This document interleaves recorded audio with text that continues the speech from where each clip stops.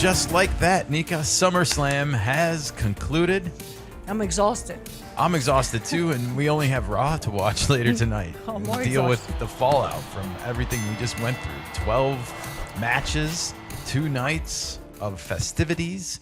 And before we get into all this, I mean, like, as you look at the night 2 card over here, which night do you think had a longer lasting appeal in the end?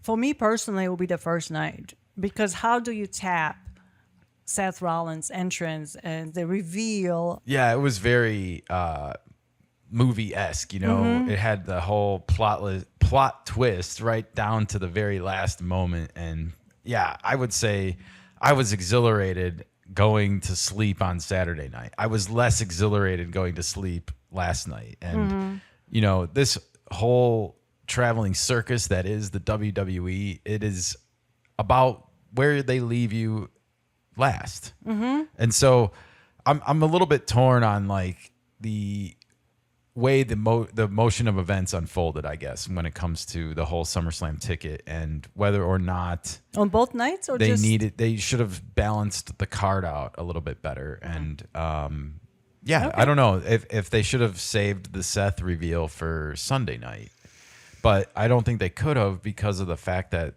the Cena and Cody Rhodes matchup was marketed so much. And it's interesting. We'll get into the match itself in a second, but it just felt like it was one of those times where they didn't pull the rug out from underneath you. There was no like real huge surprise ending. We can argue about whether or not the ending was a surprise or not. To some, I'm sure it has been, because they've been following career of John Cena a lot longer than we have in wrestling. So maybe that was not a big surprise. And for us, we were a lot more invested in Seth than John Cena. Yeah, but I've become a Cena fan, you know? Sure. And I felt like even when he was gone for those couple of weeks, and even after Riyadh, he only came back to sign the contract, and then he was gone again, and then he turned face. Like, he's been missed, you know? And I've started to question, like, if he's going to be missed even more, like, when he's truly gone. Yeah. But, all right, well, we're going to get into this all in a second. But, Nika, what was your favorite matchup of last night? Ooh, last night, my favorite. I will have to go with the final match, Cena and Cody Rhodes. Okay. That was as a finale. It was good. I'm not going to lie. And both of the performances were off the charts. However, I'm going to go in a different direction and say I was excited for the triple threat women's matchup. And I was really surprised that this was the first matchup. Yeah, if I have a runner-up, that would be my choice, the triple threat match. I'm surprised it was the first match on Sunday, not later on. I feel like maybe they would have been better served to flip the Dom Mysterio AJ Styles matchup with the women's triple threat matchup. It just feels like, with all due respect, there's a main event. I get it, and it's John Cena and Cody Rhodes in this particular case. But there's nothing wrong with being like a main event runner up and being second to last, you know, like, and I feel like I didn't know which direction for sure that game was, or that match was going to go in, the triple threat match with the women's, because I just saw a lot of different outcomes possible. But I was definitely surprised that it was the first match of the night. AJ Styles comes to mind as the first match, but I don't know, especially if the way he drove up in the car and stuff. It would have been a fun way to get the night going a little bit. This is a little bit more lighthearted. This matchup felt like it had a little bit more weight to it, and it was more serious. Yeah, I knew one match wasn't gonna start the show, the cage match. Yeah, that's for sure.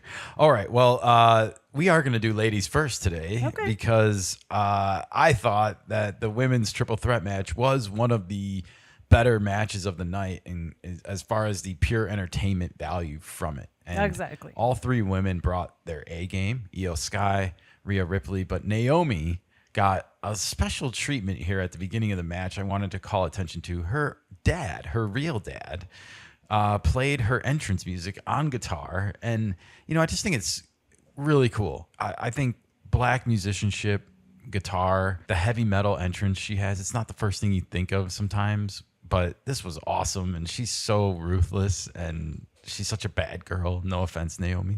But a great villain on all of WWE programming. We've become a fan early and often. We follow her on Twitter now, Trinity Fatu. If you're not following it, you got to follow it. You're missing out. And I knew when I saw that she was getting this entrance, I was like, oh, she's winning for sure. Yes. And we both picked her ahead of time. So kudos to us for that prediction. If you're not following our predictions, by the way, you're missing out. I was unbelievably on fire this weekend. I think I was 11 for 12 on predicting matches. Okay. And as far as bonuses go, I'm going to say I was actually 1 out of 3, but that's not bad.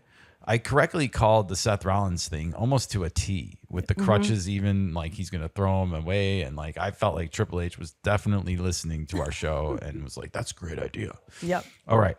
And then we were incorrect with Bayley, which we'll talk about, and also incorrect with the ending of this matchup with, the Cody Rhodes matchup. Oh, incorrect in the sense that we were thinking somebody's going to turn heel. I felt like he was going to turn heel, and, well, we'll talk about it. Yeah. This matchup, though, it's my favorite matchup from last night, hands down. Like, as good as the main event was, this was my favorite matchup. And I can't disagree with you. You know, there's nothing wrong with that match. The way it was handled and the way it was presented, it was great. I just wish it was later with the darker definitely. twilight. And the guitar solo would have been sweet Oh, in it the would have been nighttime. fantastic. A little bit. Yeah. Missed opportunity a little bit. The other thing, too, I'll say is that Naomi had her kicks going in this matchup. It's like an unrecognized part of her arsenal, I feel like. There's a lot of kicks, and they almost sound like chops. She worked her legs. Definitely. I enjoyed this matchup a lot, and Naomi is still the champion, which is why I loved it, because her reign cannot come to an end just yet, and it's way too soon. It'll be interesting to see what the fallout is from this on Raw, if there is any, with Rhea Ripley and Io Sky, both obviously failing to cash in on this opportunity to win back the hardware for Io and both of them. You know, they were both our former world women's champions here, so Naomi retains, Nika, and I'm happy about that. And I feel like it sets up, you know, probably pretty quick here. We're going to see her and Stephanie Vaquer maybe have some promos on Raw together because that's who Naomi will be taking on at Clash in Paris. And that's coming up next at the end of this month. That's at the end of this month. Now, it is only August 4th, but nevertheless, if you followed us or if you follow WWE, you know just how fast the calendar moves. I feel like this is actually a longer break for them because there's no Saturday night main event. There's no Evolution. There's no like tweener event here. So they're actually going to have like a full almost 4 weeks of prep time. And recovery.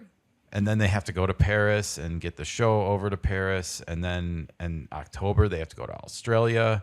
And then they're going to Japan also in October. Yeah. I mean, the world tour is going to be in full effect in the fall before they come back home and do San Diego Survivor Series. I was thinking War Games because that's like the additional.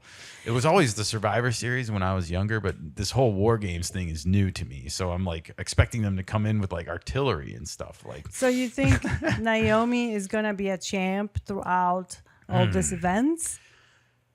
Well, that's interesting, isn't it? Because she's. I wonder, you know, if they want to pump her as an international star and see how she takes, you know, like I know she's getting big around here in these parts and her social media is just amazing. It's helping her out. But I'm wondering if she has enough in the tank to get that big international push, you know, like I wonder how her tops now card sold. You know, I didn't see the numbers on it. So if you know what they are out there, let us know. I can do a little digging and research and probably find it out if I remember. But I got so much thoughts going through my head every day that we do this show. It's just hard to keep up with all of them. Hence the yellow pads. Anyways, of course. Moving on from the women's triple threat match, as we did ladies first, it is time to move our attentions to the main event, the Cody Rhodes challenging John Cena one last time for that WWE Undisputed Championship. And as you can see from the imagery, Cody Rhodes is now the new champion for the second time, undisputed. Pretty cool, good match here. They went the distance. And it was a street fight, so there was no rules. They could use a lot of shenanigans, but there was no outside help. Yeah. I mean, this has been a pretty epic run here for John Cena. I saw a lot of chatter on X and just on social media about how this was probably one of his best matches in a long time. Cena's? Yeah. Okay. And as far as like just the execution of everything, the stunt work, taking it into the streets, literally kind of into the seats with the fans and just all of it. It was a great production. It was fun production. The one thing I'm really surprised about still is that there wasn't like a really big shocking turn of events in the match itself. And this was all, by all intents and purposes, a pretty clean match. I say pretty clean because we did see Cody Rhodes do some dark side stuff. Like he took the turnbuckle apart and like whacked John Cena in the head with it twice. And then we also saw him grab the title itself and use the new John Cena finisher when he was a heel. And so... But he didn't use it. He thought about it. He did, I guess. He didn't use it. He didn't fully go. Okay. Yeah, it was more like his thinking process. You can see it in his head. Like, should I use it? Well, the turnbuckle thing was still like messing with him too. He was kind of, should I use it or not? Like he was like wanting Cena to almost quit or something. It's like, come on, that's not gonna happen. Like, John is gonna give you a fight. He's not going to quit. Well, kudos, props to both of them for putting on a Absolutely. great show. I was glued to my set watching it unfold and I was waiting for some shock, surprise element. And like I said, it didn't come during the match itself, but we did get a little bit of a teaser, I guess, into what I'm calling the next chapter of the John Cena Greatest Hits Tour, Nika. And as we get closer and closer to the end, I guess for some, it's no surprise that we are getting the return of Brock Lesnar and the final moments of SummerSlam here. And he is nicknamed the Beast for a reason. He's 6'3". He's shorter for the heavyweight division. As we just laid rest to the immortal Hulk Hogan, couldn't help but gawk, I guess, at the fact that he was 6'7", 300 pounds. Because he truly was a larger than life human being. And when you put Brock Lesnar next to him, he's 35 pounds lighter and 3 inches shorter. So crazy. But Brock Lesnar still looks like an imposing force here. And he's a lot younger. He executed some move on John Cena here in the closing moments of SummerSlam as Cena was saying goodbye to the crowd. Like they were chanting, "Thank you, Cena. Thank you, Cena." After all the John Cena sucks stuff, like the face turn on Friday's SmackDown leading into SummerSlam, executed brilliantly. The fans were buying in 100%. And I think everyone is happy that we're going to have face John Cena going into the farewell tour. That's one thing we did predict correctly. The one thing we didn't get is the full bait and switch with Cody Rhodes going dark. And I guess I don't think he ever is. Yeah, this is the enemy. The Brock Lesnar is going to be the bad guy, not Cody Rhodes. And I'm questioning now whether, especially as we've started dipping our toe into Unreal, it just feels like he doesn't see himself as ever being a bad guy. I feel like maybe it'll change one day. Maybe he'll get the itch to do what John Cena just did. It's not in the nature of his, at least the way he presents it in his persona. It would be like Hulk Hogan going Hollywood Hogan when he kind of changed into a heel, and yet Cody Rhodes doesn't need to reinvent himself right now to be popular. We saw him on the post-game show last night, and he was just eating it up. Like they were loving him. He was interacting with the crowd. He took his jacket off or whatever and threw it into the audience. He had a really cool Punisher mask or something. Like it reminded me of the Ghost Rider. Like it was on fire a little bit. He did have that nice helmet. Indeed. It was cool. So great matchup here. And I guess we'll wait and see how this storyline with Brock Lesnar unfolds and how quickly we'll see it. Is this going to be something that's relegated to the SmackDown lineup? You know, with Seth Rollins being on Raw, with CM Punk being on Raw. There's a lot of Raw action going on. Naomi's on Raw now, so we have her and Stephanie need to get going. Like, I don't know if we're not going to see anything about this until this Friday's SmackDown. Potentially, and this brings a feud, that like a long-standing feud between Cena and him. Yes. That I guess it never got resolved. Well, we're not totally familiar with it because we really just started watching this whole product again at the Royal Rumble. And I do want to say special shout out to Cena because I think him winning the Royal Rumble might have played a little bit of a vital role into how we continued watching. I think so. We got invested into his storyline here a little bit. And as someone that hasn't watched this WWE in over 20 years, I'm excited to learn about the backstory and the feud with him and Brock Lesnar, as opposed to like, you know, trying to cram it all in last night and be like, oh, what happened here? Like, I got to learn the whole. No, I'll learn the whole history just from them playing the greatest hits tour, just like I have with these other feuds that have been going on with him and CM Punk and him and Randy Orton and now him and Cody Rhodes. Do you think we're gonna see Cena fighting Rhodes again? Because I don't. I don't. I think it's laid to rest. You know, it was almost almost a handing over of the title. Yes. It was a passing of the torch. And exactly. I think it was done beautifully, and that'll be interesting now to see who feuds with Cody. Oh, I'm sure they're gonna find somebody because it's Brock Lesnar and John Cena for now. And I don't know if this is the final stop of the greatest hits tour yet or not, but something tells me no. Something tells me there might be two more after this. So he seems to go through one every paid live event. Am I wrong? No, not.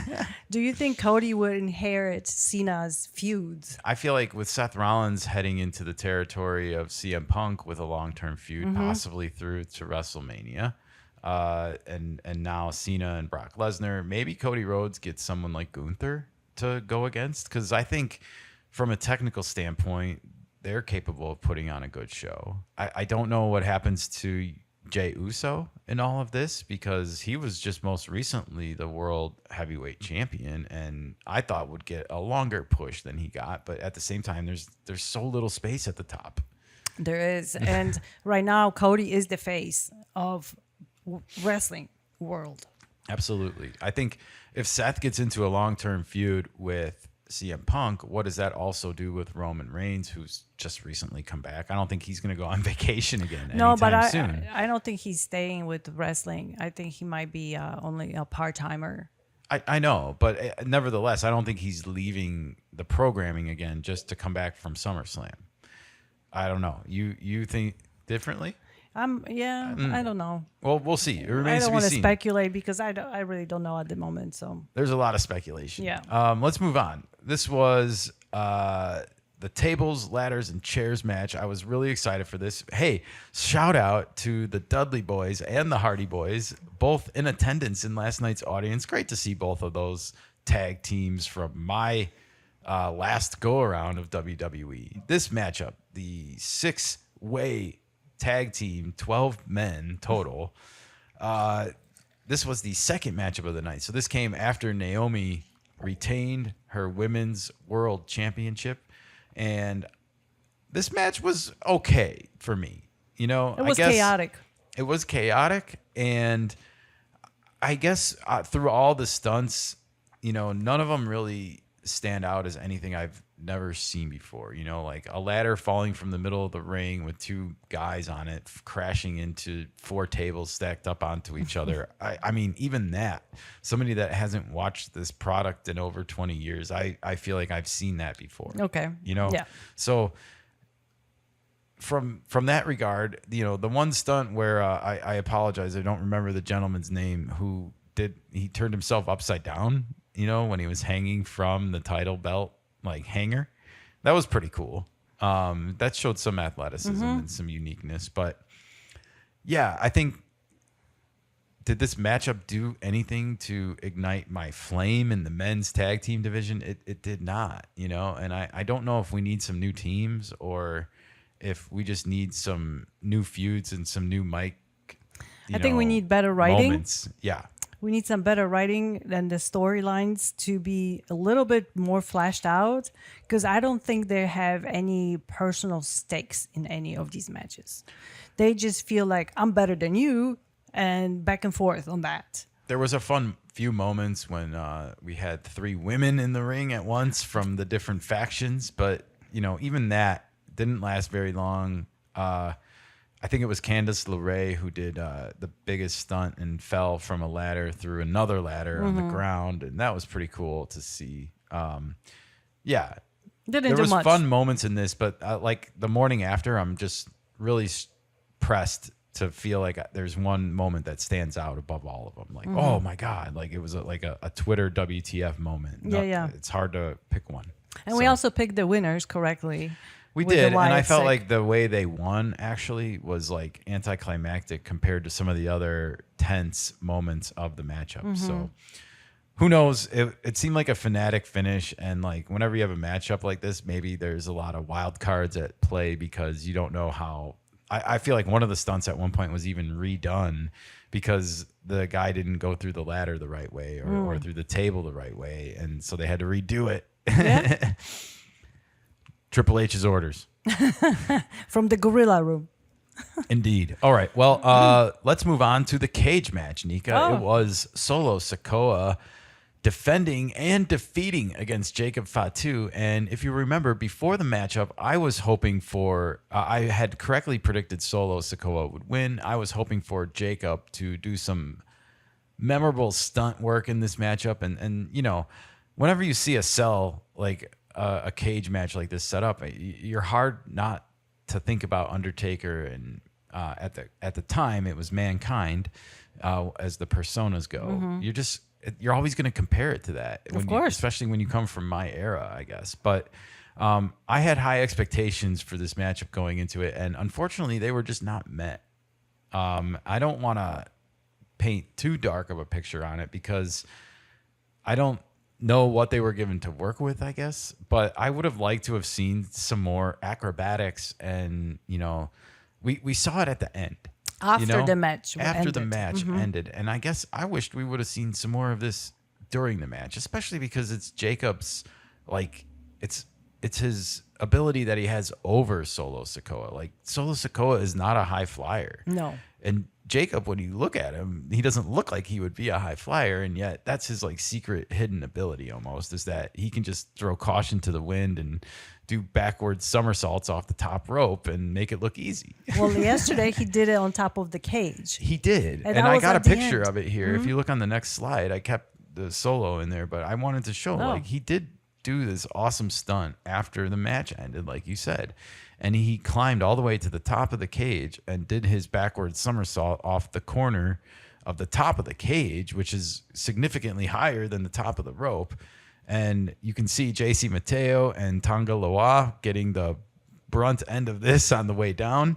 But yeah, a little disappointed that they didn't use the cage and up to everyone's abilities, I guess, in the middle of the actual match. And I said ahead of time, Solo might have to win this one on his own, being inside of the cage, and it unfortunately just kind of descended into chaos again. And ultimately, I don't think anything was resolved here between these guys and these factions that are starting to form. We saw Jimmy Uso come down to the sidelines again and defend Jacob when the posse came down for Solo. So it was very predictable. Yeah, we've kind of predicted that this is heading to a War Games Survivor Series matchup with these two factions, and maybe that's where Roman Reigns will go next with Jey Uso. And, as we speculated a little bit, and team up with Jacob Fatu and take on Solo Sikoa here. That makes sense. Anyways, what should have been the first matchup of the night, as we alluded to earlier, was the fifth matchup of the night, done under the lights. As you can see, those phones in the distance, I guess that's what they are. I don't think they're lighters. I don't think they can bring lighters anymore. Well, this was the Intercontinental Championship matchup between Dirty Dominic Mysterio, as he's announced, and he defeated AJ Styles here, the phenomenal AJ Styles, as he is introduced. Nika, what did you think of this matchup? It was okay. Yeah. It really should have been the first match or a second match. Yeah. Didn't really do much for me. Dirty Dom, it was nice to see him finally fighting because he's been absent due to the doctor note. Yeah, I mean, injury. and he did not have any outside assistance to get this win. He did not. Which was, I think, a feather in his cap. However, he still nabbed a dirty victory, shall we play up his namesake. And with his shoe? He unzipped one of his boots before AJ Styles put him in a hold by the exact same foot. And he was able to wiggle that foot out of the hold and climb to the top rope and execute a move. So that was that. He retained his title by slipping his foot out of his shoe. And, you know, I think we both were sort of buying into this narrative that maybe Liv Morgan would turn on Dirty Dominic. And one of the reasons why I posted this particular tweet, as you can see, you only live once on X. Liv Morgan herself was reposting or tweeting Dom's victory, saying that he is the greatest Intercontinental Champion of all time. You know, this just made me sad. I might mention Liv Morgan again here before we get off the airwaves today, but just really quick, it was sad not to see her, even just accompanying Dom to ringside here. You know, I know she's rehabbing and everything, and she has a legit injury, unlike Seth freaking Rollins, which we predicted. But not to see her at all at a big event like this. She's one of the most popular women, and she has great music as well. So she was missed. Definitely. It was her home state. Absolutely. So we had one other matchup, and that was the Women's Intercontinental Championship matchup. And in a matchup that was getting more stale than week-old stale bread, Becky Lynch was taking on Lyra Valkyria. This was their third singles matchup, fourth matchup if you count the fatal or the three-way matchup that Becky Lynch and Bayley had at Evolution back in July 13th, I think. Mm-hmm. So, boy, oh boy, they've seen a lot of each other over the past few months, and I was skeptical about this matchup. And, you know, the only thing that I guess made it interesting was the no disqualifications, sort of like I'm confused on like the street fight, no holds barred, no disqualifications. Like it feels like they all mean the same thing. There's probably a few different stipulations. So if you are listening to this and you know what all those stipulations are, please let us know what they are in the comments below. Thank you. Explain it, and I will be sure to like your comment and respond with a big, glorious thank you. Perfect. All right. Well, this matchup ended with Becky retaining her championship belt, which I was personally happy about, you know. And I hope that we have seen the last of these two going at it. And I want to throw caution out to the WWE writers who are clearly watching this show because of how much of our predictions came true. You were 10 for 12. I was 11 for 12 in the 12 matchups. So clearly we're getting through to them. Thank you for watching. We appreciate the support. But please, for the love of all that is holy, do not put Becky Lynch into a matchup with Bayley. Oh, this is coming. Oh, gosh. It's coming. I'm so like ready for the roster to be playing Tangle.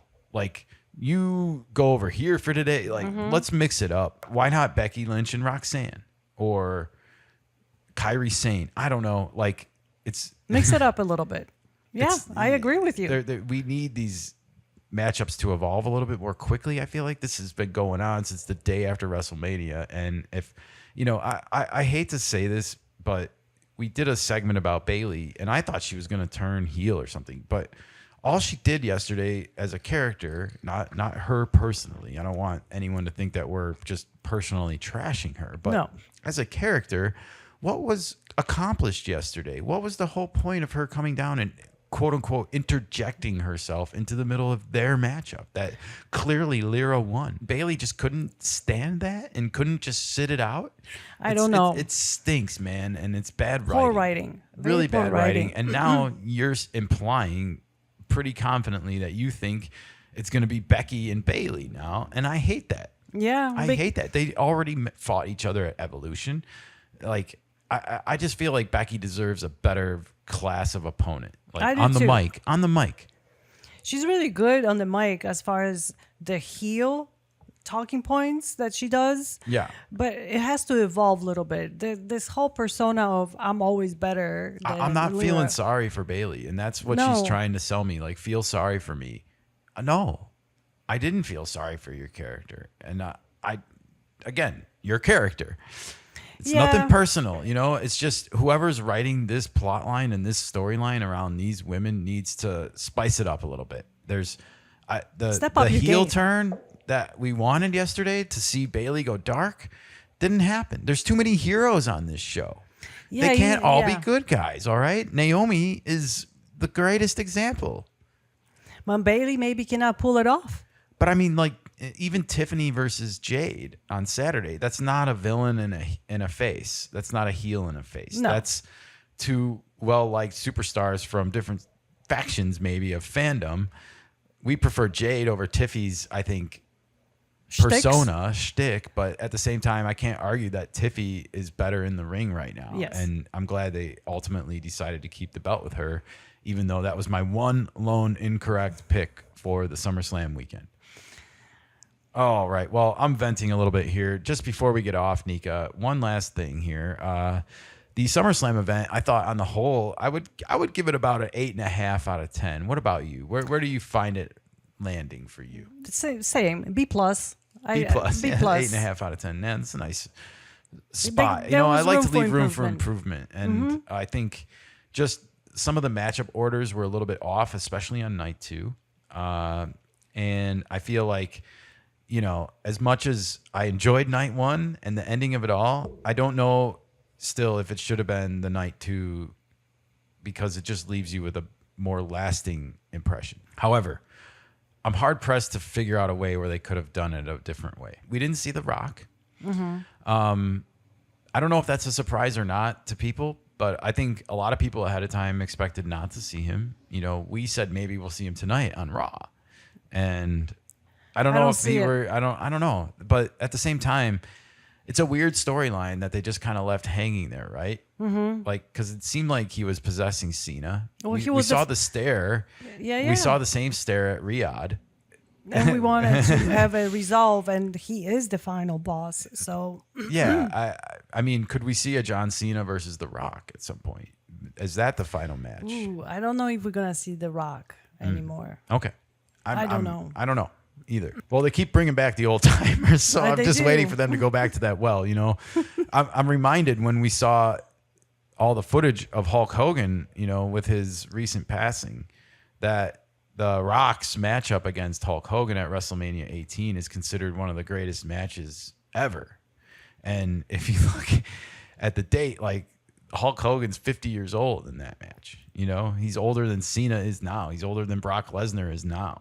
And so for all the talk that I'm just smacking down right now about bringing the old timers back, you know, maybe it just takes that long to become ingrained in society and become that Class A superstar. Seth Rollins is 38, you know. It just feels like the new guys have a tough time breaking in, and that the older guys, they can just bring back, and Goldberg, Brock Lesnar, they get huge pops, you know, and they're known commodities. It's harder and harder these days. It's like music. Yeah. You go back to the classic rock, classic rock and roll. The old catalogs are worth more than any new artist, including Taylor Swift. And that's not a knock against her. It's just the factual truth. Like, look at what people paid for Queen recently, for their library of catalog, you know, to license those musics out to commercials. Ozzy Osbourne, the Beatles, like, it's crazy. It's crazy, and it's the truth, though. But it's nothing new, like you said. It's all the classics. Because the new stuff doesn't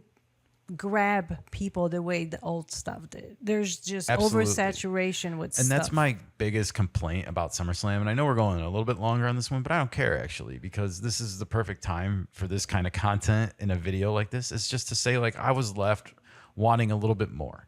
You know, the tables, ladders, and chairs match. I was wanting one memorable moment from that matchup where people were like talking about it all week. Like, that was crazy. Can you believe they did that? Like, I remember when Shane McMahon did a flop off the Titantron. Like, he climbed to the top, you know, like, you remember that still 20 years later plus. nothing that happened last night is going to be remembered 20 years from now. That's the fact. Same thing with Jacob Fatu and Solo Sikoa's matchup. I felt like nothing that happened in that cage is going to go down in history as like one of the greatest cage matches ever. And yet I feel like they had an opportunity to deliver that. Do you think because they played it too safe? I don't know. I don't know who the match producers are. And like, you know, as we watch Unreal now, we're starting to learn a little bit about how these matches actually legitimately go down behind the scenes. And yeah, I would give a red flag here to the match producer of these two and just be like, you didn't craft that one memorable moment, you know, like even the Cena matchup at the end, it was great cinematic television. Like Cena was hanging on the ropes. Like he almost like broke the fourth wall and looked into the camera like, I'm done. I gave it all I had for this street fight, you know?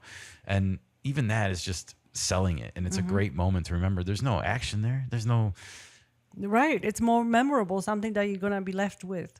So that's my biggest critique of those matches, you know? And I felt like night one delivered on almost all aspects. And night two, like, you know, the Becky Lyra fight. Yeah, it had some... crazy moments with the zip-tied hands and the chain in the mouth. Like I'll always remember that image, you know. So kudos to them for doing something like memorable. The toolbox, that was pretty. You don't see the toolbox come out every week on Raw. The men's Intercontinental match, like I know it's a gimmick thing, but I'll never forget Dom's foot slipping out of the boot. You know, even though I was underwhelmed, I think with the match overall. He had a cool sockies. He did have cool skeleton sockies to match his skeleton wardrobe. You know, so as I'm going through the matches, yeah, there was some memorable moments, but the two marquee moments, the tables, ladders, and chairs, the cage match, like I'm hard pressed to remember anything that's going to happen in all these years. And the triple threat match should have been later to have a bigger impact. It was one of the best wrestled matches of the evening. Prove me otherwise. Yeah. Prove it to me. Come on. I don't know. Anyways, all in all, 8.5 out of 10 is still a great score. And I had a great time with the event. And I think, you know, with Cody Rhodes not turning heel at the end, I'll just say this. That was maybe in and of itself one of the biggest surprises of the weekend was that they just let that finale go off clean. You know, and a handshake before and a handshake after. Yeah. It's classic, you know. So kudos to the production team of the finale. You know, I guess wow them in the end. Yeah. It was just Saturday nights was more shocking. And so we'll always probably remember that more. Saturday more than Sunday. Yeah. All right. Well, have a great one. Happy SummerSlam, everybody. And we'll see you again tomorrow for Raw. It never ends over here in WWE land.